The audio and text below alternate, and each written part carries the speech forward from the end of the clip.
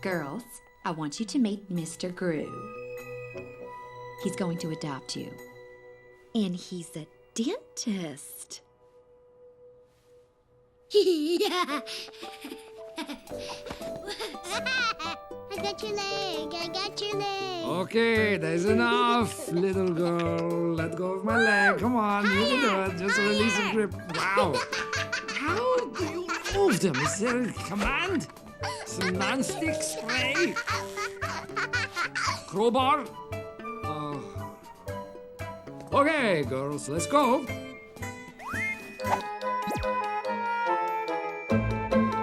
I'm Xenia, your real-life English fluency coach. And today we're learning English with a sweet and hilarious 2010 movie, Despicable Me. So Gru's a washed-up supervillain. This means that he was once successful and famous, but is not anymore. So he comes up with a plan that will put him back in the spotlight. He's gonna rob the moon. However, first he has to steal a shrink ray. So as we saw at the start, he adopts 3 young girls to help him. But there is a problem. This supervillain has absolutely zero experience with children. He lives in a dark lair, full of dangerous weapons and inventions. Not exactly a kid-friendly environment. So let's break down what happens when he tries to establish some ground rules. Here's how the lesson will work. First, you'll watch each scene. Then I'll teach you the most useful expressions, grammar, and pronunciation. And finally, you'll test yourself by watching again without subtitles. And I'll be asking some quiz questions to make it more challenging. So let's do this.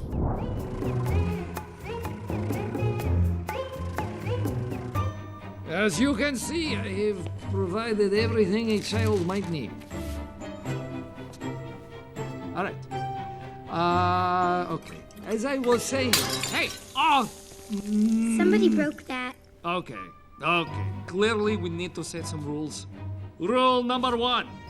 You will not touch anything. What about the floor? Yes, you may touch the floor. What about the air? Yes, you may touch the air. What about this? Ah! Where did you get that? Found it.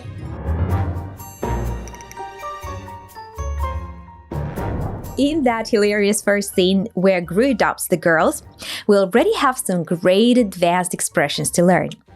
And if you want to remember these expressions forever, so you can confidently and naturally use them in your next conversation, whether at work or with friends, but let me share you something that will help you a lot.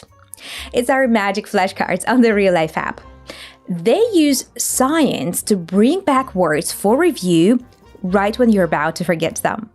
That way, expressions like washed up, in the spotlight, let go, and set some rules will stick in your head like super glue. You'll speak much more like a native.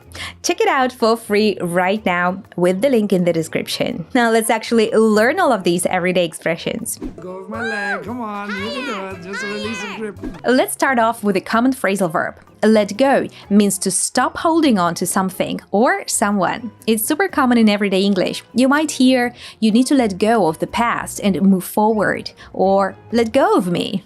Check out this other real-life example. Impatience is fear of the present. Let go of desire. Let go of fear. Be in the present. Release the grip is a more formal way of saying let go. When you have a grip on something, you're holding it tightly. To release means to let something go or set it free. This phrase is often used in instruction manuals, like release the grip slowly to avoid injury. As Gru is an evil genius, he often uses advanced technical language like this. And this is part of the movie's humor, because it contrasts with how most people speak to children, using simpler, cuter language. We see him continue treating the children like a technical problem he needs to solve in the next line. Wow. How do you move them? Is there a command? Some non-stick spray? Crowbar? All right, let's break down these few advanced words. A command in this context would be a specific word or instruction that makes something happen, like a computer command. Gru is wondering if there's a magic word that makes children let go. In the tech world, you might hear, "What's the command to shut down the system?" This is also common when training a dog. You might say your puppy knows basic commands like sit and stay. Non-stick spray is actually a real product used in cooking. It's an oil spray you put on pans so food doesn't stick to them. The irony here is that Gru wants something to make Agnes not stick to his leg, treating her like food stuck to a pan. Clearly, he knows nothing about kids. This is a crowbar. It's used to lift heavy objects off the ground or open things by force, often used in construction or breaking into places. Alright, before we move on to the next clip, I want to help you understand fast-speaking natives and speak more naturally and clearly yourself with something called connected speech. That's how natives cut, reduce, and link words together in fluent speech. Listen to how Agnes says this. I got your leg, I got your leg. So she didn't say a clear got your. She said it like gotcha. And this happens because when we have a word ending in T followed by a word like you or your, it morphs into a ch sound. Got your becomes gotcha. Your speaking will only get better with lots of practice. So listen again and try to say that just like her. I got your leg, I got your leg. I got your leg, I got your leg. Now let's jump forward a bit to when Gru arrives home with the girls and is giving them a tour. As you can see, I have provided everything a child might need. This is actually a super useful phrase, especially if you ever need to give presentations or explain something to someone. When you say, as you can see, you are directing someone's attention to something visible, basically saying, look at this evidence right in front of you. For example, in a business meeting, you might hear, as you can see from the graph, sales increased dramatically last quarter. Check out this example. As you can see, the fortress lies so far beneath the bedrock it's untouchable. Okay. Clearly, we need to set some rules. When something is obvious to everyone, you can use the word clearly to emphasize that fact. Like, you're clearly tired, you should go to bed. Which means I can see you're tired, it's obvious. And here's another example. Are you a ghost? No, it's complicated. But clearly you're not a human. And what does Gru want to do? He wants to set some rules. This means to establish rules that everyone must follow. Parents set rules for their kids, teachers set rules for their classrooms, and apparently supervillains set rules for adopted children. Rule number 1. You will not touch anything. Alright, let's pause here for a grammar moment because this is important. Notice that Gru says you will not touch anything instead of you're not gonna touch anything. What's the difference? When we use will for future actions, it often sounds more formal, commanding, or like a threat. It's perfect for rules, warnings, and official statements. You'll often see this on signs like trespassers will be prosecuted, or smoking will activate the fire suppression system. On the other hand, going to is more casual and conversational.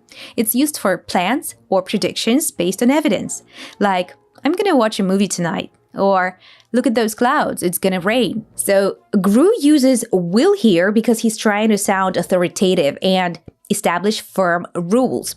He's basically saying, this is what's gonna happen. What about the floor? Learners often confuse three similar but different words: floor, ground, and earth. So let's peel apart their meaning. The floor is the surface inside a building that you walk on. For example, I dropped my keys on the floor. The ground is the surface outside that you walk on: dirt, grass, pavement. If you have a picnic outside, in most cases, you'll sit on the ground. Earth has two meanings. I'm sure you know it's the planet we live on, with a capital E, but it's also dirt. For example, we plant the seeds in the earth. And we had another great example of connected speech in this scene. Check this out. What about the floor? Natives use this question, what about, all the time, and usually you'll hear it pronounced this way. When it is between two vowel sounds in American English, it morphs into a D sound. This happens with what and it connected to about, so it's not what about, but what about? What about? And we heard this 2 more times in the scene. What about the air? What about this? Cool, right? Now you try. Listen to those 3 lines again and practice saying this question just like a native. What about the floor? What about the air? What about this? What about the floor? What about the air? What about this? Moving on, let's hear what Gru's second house rule is.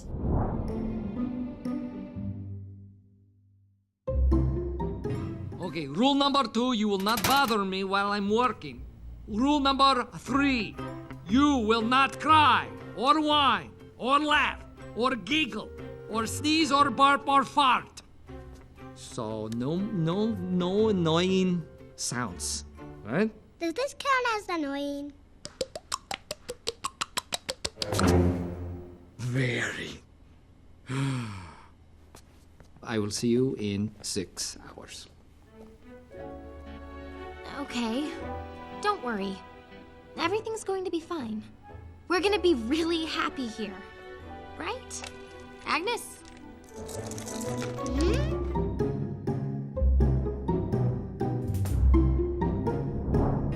Okay, rule number 2, you will not bother me while I'm working.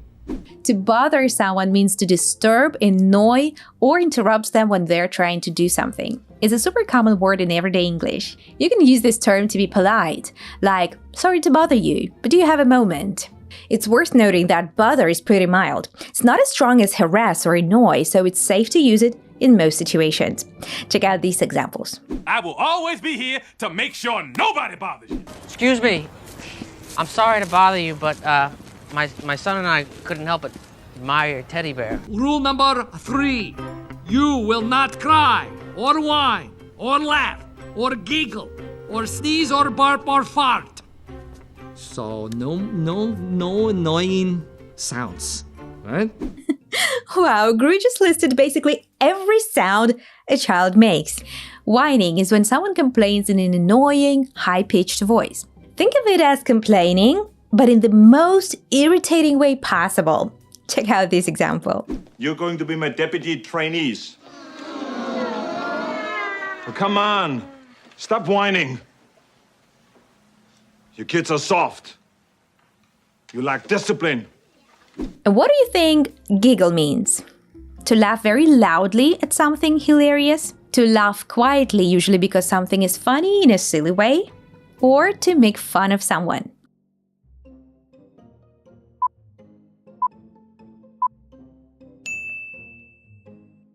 That's right. Little kids giggle a lot. You might giggle at a funny text message or when someone tickles you. Finally, let's tackle these body function words because they're surprisingly useful. Sneeze is what happens when your nose and throat suddenly react to something, maybe dust or when you have allergies. Achoo! That's a sneeze. By the way, people usually say bless you or gesundheit after someone sneezes. You can also use it as a verb. The pepper made me sneeze.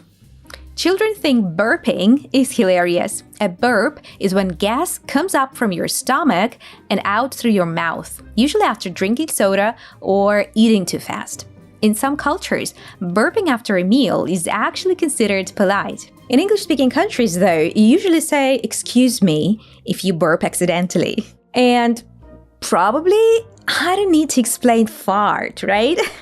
There are tons of slang words for this, like pass gas, if you want to be more polite. Does this count as annoying? Very. When you ask if something counts as something else, you're asking whether it fits into a particular category. Let me give you more examples. Does this count as formal wear? Does coffee count as breakfast? Or does watching a movie count as English study? The answer can be a simple yes or no, or like Gru's sarcastic response here. Very, meaning yes, that definitely counts as annoying. And before we wrap up the lesson, I have a final bit of connected speech to teach you. Okay. Don't worry. Everything's going to be fine. We had another instance of the tap T we saw earlier here. Instead of to, Margot says the, and she links all 3 words. Going to be. Going to be. Often this would reduce even more to gonna be. Check out this example. It's gonna be okay. It's gonna be okay. He's gonna be fine. You've done awesome today. Now comes the most important part of the lesson. You will test everything you learned today by watching all the clips again without subtitles. For an extra challenge, I'll also ask you some quiz questions. And if you had trouble remembering some of these new expressions, well, our real life app will help you with that. After learning these expressions with our flashcards, you'll be able to use them confidently and naturally next time you have an English conversation. So get that for free right now with the link in the description.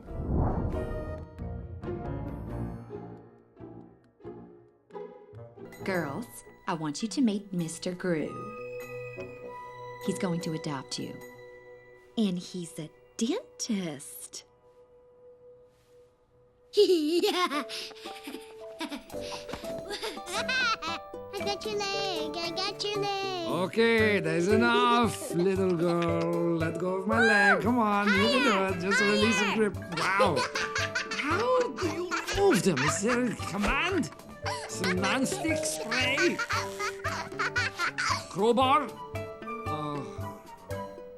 Okay, girls, let's go. As you can see, I have provided everything a child might need. Which of these is not an appropriate situation to use as you can see? When presenting data in a meeting? When showing someone physical evidence? When talking about your personal feelings?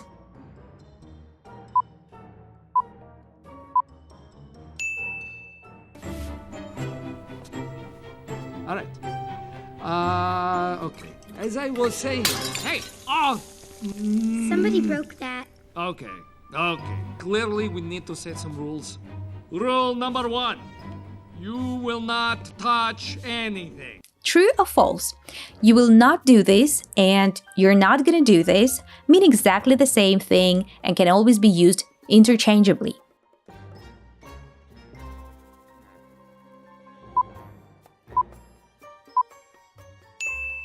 False. Will not is more formal and commanding, perfect for rules, while not going to is more casual and conversational. What about the floor? Yes, you may touch the floor. What about the air? Yes, you may touch the air. What about this? Where did you get that? Found it. Fill in the blank. Sorry to you, but could you help me with this?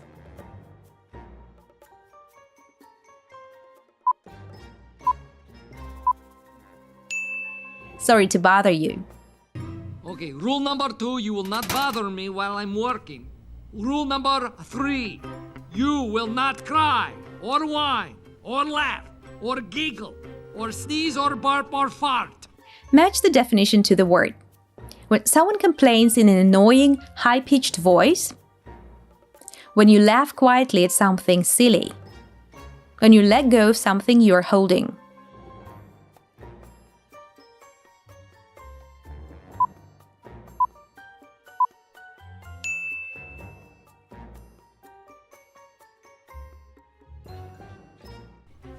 So no annoying sounds, right? Does this count as annoying?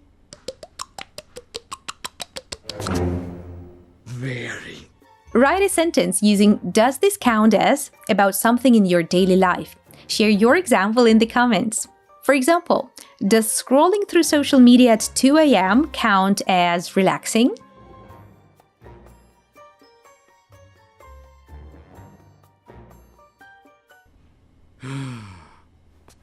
I will see you in 6 hours. Okay. Don't worry. Everything's going to be fine. We're gonna be really happy here. Right? Agnes? I had so much fun teaching you with this hilarious movie. And if you want to understand fast-speaking natives without getting lost, without missing the jokes, and without subtitles, we help you do it with 2 new lessons every week. Hit the subscribe button and bell down below to join our community of over 10 million global citizens, and you won't miss a single new lesson. I like to move it, move it. I like to move it, move it. Yeah, I like to move it. I like to move it, move it. I like to move it, move it. I like to move it, move it.